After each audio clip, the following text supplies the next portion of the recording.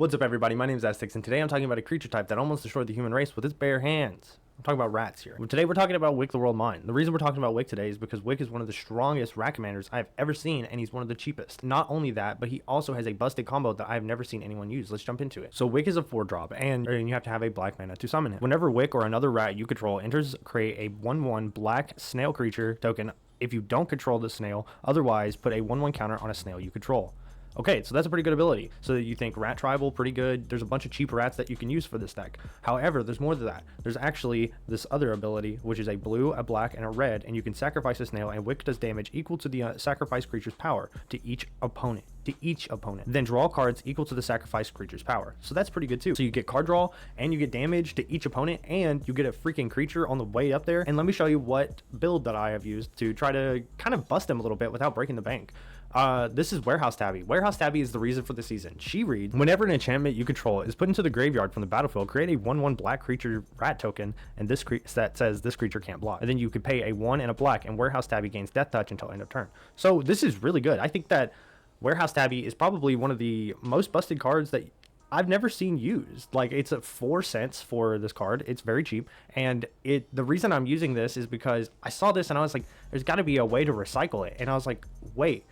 Finally, I've been using it in my other rat deck, which is the Skitterlord. With Wick, whenever you pump up the snail that you create with him with a enchantment, you can attach the enchantment to the snail, and it usually costs like 1, and that's it. Usually, if you're using artifacts or like with equipment, you have to pay the equipment cost, and then you have to pay the equip cost. So you have to pay for the equipment with your mana, and then you have to pay the equip cost later. And then with Warehouse Tabby, you can use Wick's second ability to whenever a rat enters the battlefield. So however many enchantments that you've had on this creature the whole time, you now get rats back, which gives you your snail back. So you're already grinding into another snail drop. You've pumped up, and you're basically just recycling all the enchantments that went from your snail into the graveyard. Let's go ahead and get into some of the secondary combos I have for this deck, but that one is definitely, I recommend you getting that if you're creating a Wick deck. My second one is Wicked Visit. Whenever an enchantment you control is put into the graveyard from the battlefield, each opponent loses 1 life. So you get to drain your opponents while also doing extra damage to them. So you're already doing damage, but you get to drain them now. And then you can use something like Mage of Mysteries, which is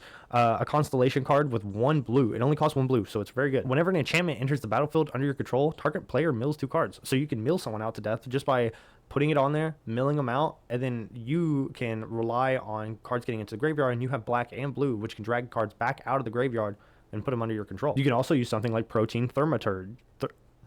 I don't know how to say that, so we're just going to call him the Protein Wizard. But he also has the ability of Constellation. Whenever an enchantment enters the battlefield under your control, you may have him become a copy of a target creature, except it has this ability. So if you're pumping enchantments onto a snail already, and then you have another snail onto the battlefield, you can keep kind of like pumping both creatures, so you can sacrifice one if you need to and sacrifice the other if you're kind of like in a bad spot and you want to win the game. So you can get double snail drop for that. And then you could use something like Ashiok's Reaper. Whenever an enchantment you control is put into the graveyard from the battlefield, you could draw a card. So you get to draw cards, and you're throwing away cards, and then on top of that, you're also getting cards from Wick. So your hand is going to be very full to play anything you want, really. Getting it out of the library, even though it's going into the graveyard, you should be stacked full of stuff in your library that's giving you plenty of stuff to work off of. It's actually time to enchant, so let's go over some of the enchantment cards. So our first enchantment card is going to be Aki Warpaint. So Aki Warpaint is actually 1 red mana, and you enchant an artifact or a creature, and as long as the enchanted permanent is a creature, you get +2/+1. So if you put this on a snail, it's going to get +2, and it only is 1 mana for 2 card draw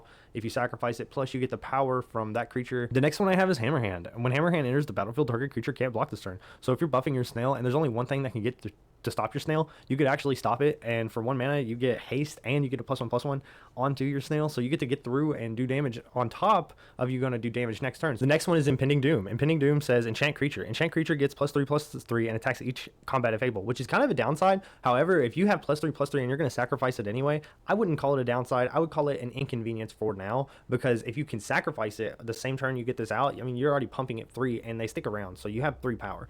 And then enchant creature dies, Impending Doom does 3 damage to target creature's controller. So yeah, that's pretty bad, but honestly, for 3 mana, you kind of just drop it and you get hit with it. But for a low cost like this, I would rather take 3 damage in Commander than spend 3 extra mana to attach an artifact. So this is the one I've actually seen the most, and I definitely agree with this one, and this is Impact Tremors. Impact Tremors is one of the cheapest cards you get for just having creatures drop onto the battlefield and dealing 1 damage to everybody. It's doing a little bit damage over time, chipping away at people. If it's focused by a opponent, you can definitely hit away that with a blue counterspell or something. You're basically wanting people to focus on your strongest things because you get stuff out of getting rid of them. It's like, okay, what are you going to do? It kind of just stops the battle plan. No arms, no legs. How about wings? Arcane flight. You can fly with the snail now. Big snail, get through.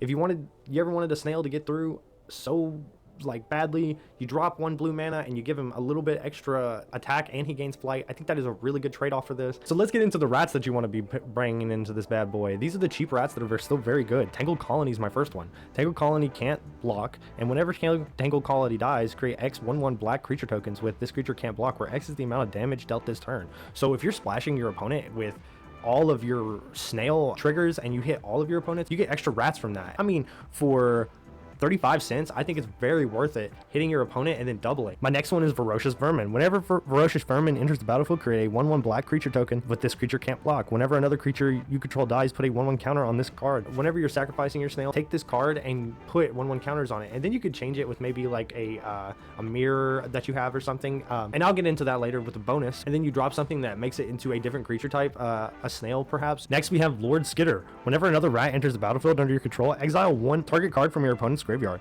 At the beginning of your combat, create a 1/1 black rat creature token with this creature can't block. So that's very good. You're just getting extra drops, so you get a little bit of control from the graveyard. And then you have Karumonics, where rats you control have Toxic 1. That's just a win condition for you. If you're dropping so many rats, why not drop another one and then get all these poison counters off if you are behind and you can't win with commander damage. Now this next one is also from the set, Vren the Restless. Vren the Restless reads, Ward 2. If a creature an opponent controls would die, exile it instead. At the beginning of each instep, create X 1/1 black rat creature tokens with this creature gets 1/1 for each other rat you control, where X is the number of creatures your opponent controls that were exiled this turn. So now I have some bonus advice. If you guys like the video, give it a like down below and subscribe. But this is some advice for people who have maybe a little more money or want a little more combos in their deck that doesn't exactly evolve around having the Enchantress all the time, or who maybe want to spend a little more money on the deck. So my first bonus advice is maybe power armor. If you use an equipment and you use an equipment with lifelink, if you connect it onto Wick, then Wick deals damage to everybody. Then you get to heal with that. I use that in my Emodane builds and it's very good.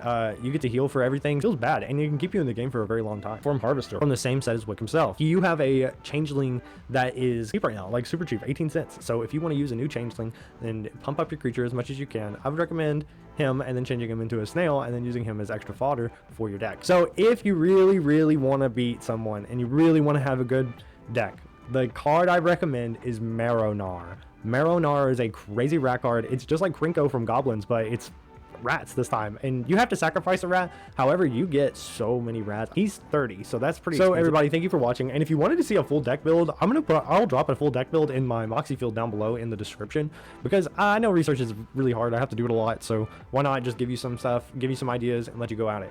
I think a build that is focused on getting a lot of things out of copying your creatures or making them all snails can be pricey, like extremely pricey. I have a deck that focuses on changing things into other stuff, and it is very pricey, and I don't want you guys to have to pay for stuff during the recession. No, I want you guys to have a good deck, and I want you guys to play it and have fun.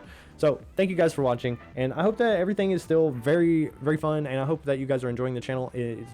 I still have a lot of growth from my last video, and I want to keep going, so I'm going to keep making videos for you guys, and I hope you guys enjoyed it. Thank you guys for watching. Happy castings.